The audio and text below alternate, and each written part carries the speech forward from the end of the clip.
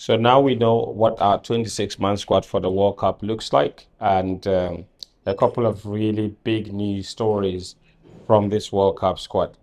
First up, Alexander Jiku missing the World Cup. That is going to be a big miss for two reasons. One, Jiku is such a leader, an incredible voice at the back.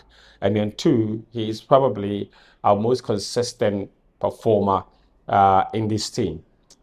For what it means is that we basically are going to the World Cup without our first choice centre back pairing of Mohamed Salisu and Alexander Jiku, which is going to be a big miss. This is a disaster. Like, I'm not even going to mince words and say this is good or that we have capable replacements so everybody should smile.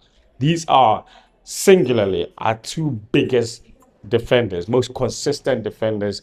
We know how many clean sheets they kept during the World Cup qualifiers, together with Benjamin Asari at the back, and we're going to miss both of them. So that chemistry, that energy, that synergy at the back will definitely be missing at this World Cup. So this is a disaster. Like, this is bad. You understand?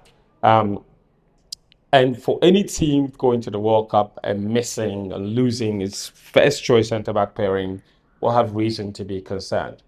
Now, it gives an opportunity for us to really try to figure out. Imagine trying to build a whole new centre back partnership from now till when the World Cup starts. Because Salisu and Jigu had been playing together since the World Cup in 2022. Because at the World Cup in 2022, the two of them played all three of our group stage matches. So from then up until now, they had been building that partnership. And to not have that at this World Cup, it's going to be a huge miss for this team.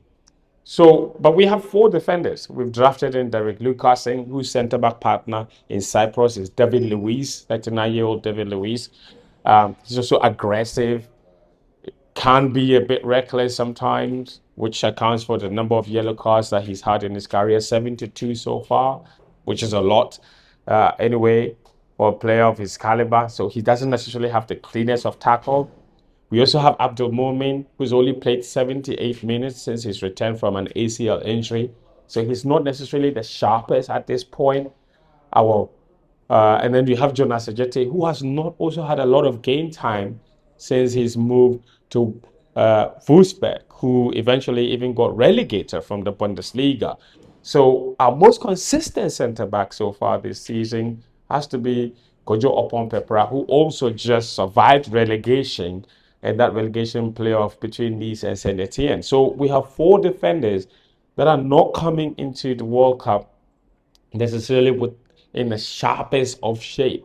But we have to find two of those somewhere, combine them, and try to build chemistry going into the World Cup.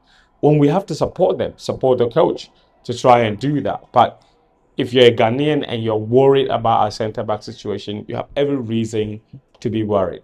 However, tournaments always provide opportunities for people to stand up and be counted, for players to become stars. And the centre back position is a real opportunity for either of those four players to make a star out of this tournament, because the expectations are not necessarily great for them, but there is a real opportunity. The talent is there, the capacity is there for them to stand up and be counted. So I want to see which two centre backs the coach trusts, which players the coach trusts to go in and do a job at this World Cup. So the centre back position will be a really good place and a really good scenario to watch and see how it unfolds over the next few days. Apart from that, I think the rest of the team really just picks itself as we predicted and said in the past. There were never going to be any changes to this squad unless there was a huge injury, and that's what forced the Jiku change and Lucasen coming in. The rest of the team is exactly what it's been from start, and so our thoughts on the team have not necessarily changed. In the next few days, we'll try and figure out what a starting lineup will look like for this team with all these players that we have, and see the sharpness level of all these players. Kojo Pempepra and Augustin Boache have joined up with the team. Augustin Boache might have a much more important role to play in this team going forward. I'm not exactly sure at this point. We also know there's a centre-back position. Ali Duseidu can do a job, maybe as a right centre, as a right-sided centre-back in a back three system. So he's an option in that position too. Um, but yeah, the rest of the team really just picks itself, and there's not much to say about that. Benjamin Nassari obviously is also going to the World Cup. Agbasi will go as a 27th player in case we have a goalkeeper getting injured. He's not technically part of the 26 players, but he will also be with the team and can be drafted in as a replacement in case one of the goalkeepers gets injured. But I think by and large, that's pretty much it. The only thing I would say is that all the best to Alexander Jiku. We know how much effort he put into trying to be fit for this World Cup. He joined the team on Sunday night. He delayed because he was running a lot of tests. He came, the national team doctors also assessed him. And then on Monday morning, he flew to Barcelona to try and see a specialist in Barcelona to see if he can get him fit for the World Cup. And the specialist told him it's not possible. He has to be out for at least 6 weeks, which essentially rules him out of the entire duration of the World Cup. So a really unfortunate situation. But I'm very happy with the way preparations have gone. Listening to Carlos Queiroz from the press conference, you can see that he's got a very, very interesting personality.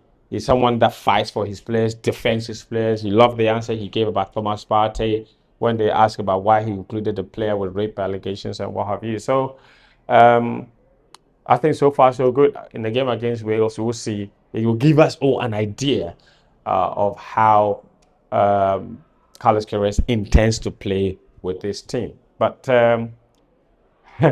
before we go, the announcement video, huh? I don't know what you think, but too many people didn't seem very impressed with the announcement video. But I don't know about you. But let me know in your comments what you make of our centre back situation. Which two players you think at the moment we should try to build a partnership with going into the World Cup? And always remember to subscribe.